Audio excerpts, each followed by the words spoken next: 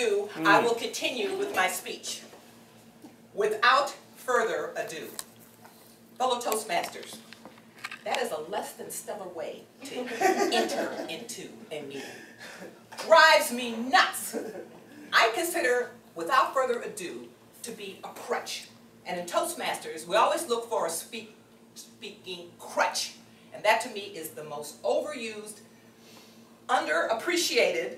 People who use it don't know how to start a meeting. So they fall into this crutch of without further ado. That's the crutch that drives me crazy.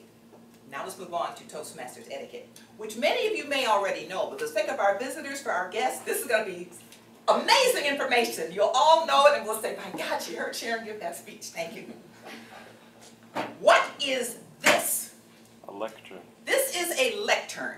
John, why is this a lectern and not a podium? You walk up onto a podium. You walk up onto a podium. Thank you, John. Break down the word podium, P-O-D. Foot, P-E-D, pedestrian, walking, pod, foot. You stand on a podium. You stand behind or at a lectern.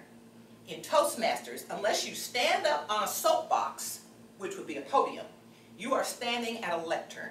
We had a conversation when before the session started. Was it you, Rick, or was it saying that people use the word lectern, podium, on and on and on? People don't know there's a difference between lectern and podium. Please, whenever you refer to this area of a meeting, it is your lectern. Do you notice when Shawnee said, our next speaker, I got up and I staged myself for my presentation. When someone is introducing you for your speech, ideally, if you're on this side of the room, stand as you're being introduced. If you're on that side of the room, stand over there. If there were a walkway, stand over here. Just to be staged as you're being introduced. It saves time in the meeting because we're supposed to be clapping till a person comes up to the lectern. It can be a very long clap if someone's coming way from the back, down to the front.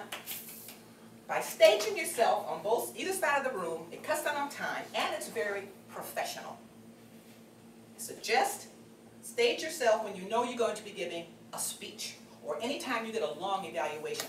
This also applies outside of Toastmasters. I went to a seminar. The mistress of ceremony had no clue how to introduce. Our next speaker is Mary Smith. She walked off the stage. Mary Smith walked up after her. That area was left unattended.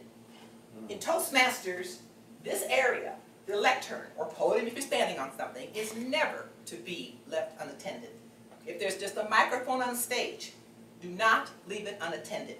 Applaud, shake hands, then leave. We talked about clapping until someone's seated.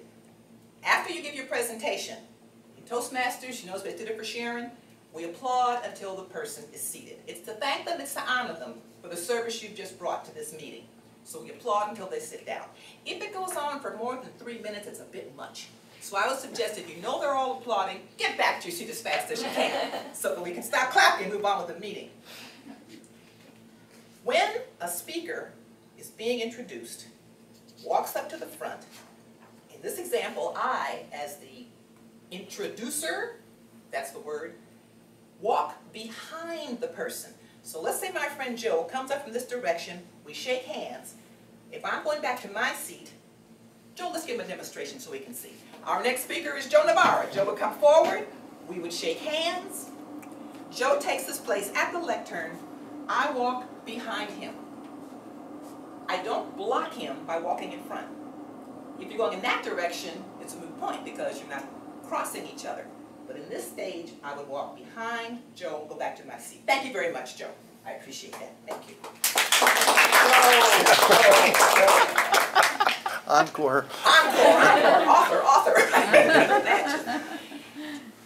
The solid, experienced Toastmasters know this next rule I'm going to give you, but for all the new folks, just ingrain it in your head. When someone introduces you, when you finish with whatever you're going to do and you turn the meeting back over to someone else, do not say thank you at the end of your speech. Do not say thank you. What should you say, Emily? Mr. Toastmaster, if you're an evaluator, Mr. or Madam General Evaluator, Madam President, if that person introduced the Toastmasters, always end with the title of the person who is now taking control of the meeting. It is so easy to say thank you, because really we don't know what else to say. Now you know what to say. The position of the person replacing you, taking over the meeting from this point on. Also, in the example of Mr. Timer or Mr. Grammarian, whatever, as soon as they finish their speech, Mr. Toastmaster. Never say thank you. We're thanking you. Just as we're applauding you sit down, we're thanking you for what you've just done. We're thanking you. You end by saying the title of the person you're replacing. So now you know my crutch, without further ado. You know this is a lectern. Unless you want to crawl on top of this bad boy and make it a podium, always refer to it as your lectern. We know to clap when someone is approaching, clap until they go back to their seat. You know to stage yourself when someone is introducing you so that you can walk across. You also know when you introduce someone to walk behind them if you're going the direction they just came from. And finally, you now know how to end all of your speeches regardless of what role you have. End it by saying the title of the person taking over. You will be a stellar Toastmaster and you have me thrilled beyond belief. Thank you so much. See how easy it is to fall into. I should say you've had me thrilled beyond belief, Mr. Toastmaster.